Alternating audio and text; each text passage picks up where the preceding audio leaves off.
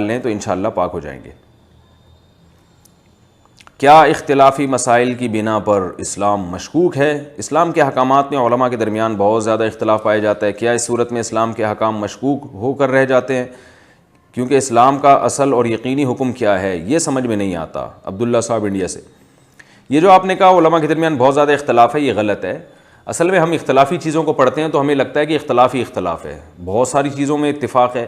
سب کے نزدیک 5 نمازیں فرض ہیں، بلکہ سب کے نزدیک یہ کہ نماز اسلام کا ایک رکن ہے، اور ان کی کتنی نمازیں ہیں؟ 5 نمازیں ہیں۔ فرائض کتنے؟ ان کی تعداد میں بھی اتفاق ہے۔ ان کو پڑھنا کیسے ہے؟ پہلی رکعت میں کیا پڑھنا ہے، دوسری میں کیا پڑھنا ہے، سب کا اتفاق ہے۔ سورہ فاتحہ سب نے پڑھنی ہے۔ تو یہ نماز شروع ہوتی ہے تکبیر تحریمہ سے، ختم ہوتی ہے سلام پھیر کے، سب کا اتفاق ہے اس میں۔ بغیر وضو کے نماز نہیں ہوتی، سارے علماء کا اتفاق ہے اس میں۔ اور یہ جو سنت مؤکدہ کون کون سی رکعتیں ہیں، اس میں سب کا اتفاق ہے۔ پھر رمضان کے روزے ہیں، یکم رمضان سے شروع ہوتے ہیں اور عید الفطر سے ایک دن پہلے ختم ہو جاتے ہیں، ساری دنیا کے سارے مسلمانوں کا اتفاق ہے۔ رمضان میں روزے کی ٹائمنگ کیا ہے؟ صبح صادق سے لے کے غروب آفتاب تک، ساری دنیا کے سارے مسلمانوں کا اتفاق ہے اس میں۔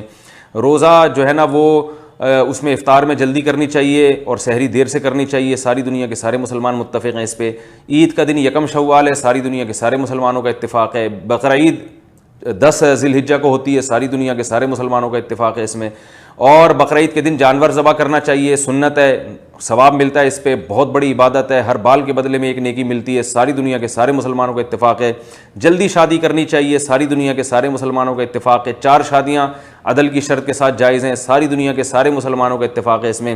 نسل کو شریعت چاہتی ہے کہ بڑھاؤ، 2 بچے ہی اچھے نہیں بلکہ زیادہ بچے ہونے چاہیے، ساری دنیا کے سارے مسلمانوں کا اتفاق ہے اس میں۔ 3 طلاقیں دے دیں تو بیوی حرام ہو جائے گی، ساری دنیا کے سارے مسلمانوں کا اتفاق ہے اس میں، سوائے چند لوگوں کے جو دلائل سے بالکل ہٹ کے بات کرتے ہیں، لیکن ائمہ اربعہ کا بہرحال اس میں مسئلے میں اختلاف ہے۔ اسی طرح وراثت میں بیٹے کا دگنا حصہ ہوتا ہے، بیٹی کا آدھا حصہ ہوتا ہے، ساری دنیا کے سارے مسلمانوں کا اتفاق ہے۔ باپ زندگی میں جو کچھ اپنی اولاد کو دے گا وہ وراثت نہیں ہوگی، وہ گفٹ ہوگا، ساری دنیا کے سارے مسلمانوں کا اتفاق ہے اس میں۔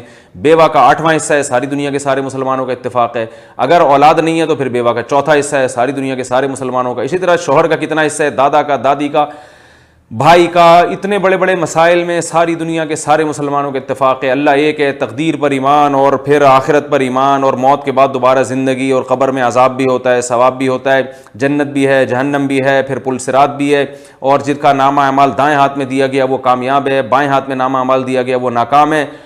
اور میرے بھائی کون کون سے مسائل بتاؤں؟ زکوٰۃ ہر مسلمان پہ فرض ہے اور 2.5% زکوٰۃ دینی ہے، سب کا اتفاق ہے اس میں۔ زکوٰۃ سال میں 1 دفعہ ہوتی ہے، حج زندگی میں 1 دفعہ ہوتا ہے، حج کا طریقہ مین طریقے سب کے ایک ہی ہیں، احرام کی حالت میں ہوتا ہے، بیت اللہ کا طواف کرنا ہے، صفا مروہ کی سعی کرنی ہے، رمی کرنی ہے پتھروں کے ساتھ، اور مینا میں قربانی کرنی ہے، اور پھر حج جو ہے نا احرام سے نکلنے کے لیے سر منڈانا یا بال چھوٹے کرنا ضروری ہے۔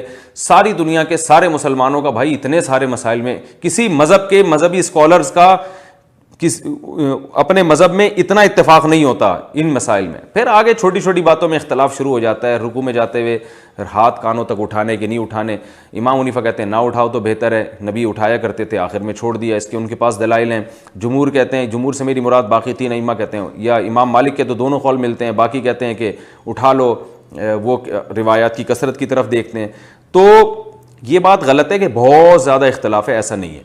باقی جو اختلاف ہے بھی تو اس کی وجہ سے وہ اسلام مشکوک اس لیے نہیں ہوتا کہ ہمیں اس اختلاف کے بارے میں بھی حدیث میں رہنمائی ملتی ہے۔ صحابہ کے دور میں اختلاف ہوا، اجتہادی اختلاف مسائل میں، تو نبی نے دونوں کو درست قرار دیا۔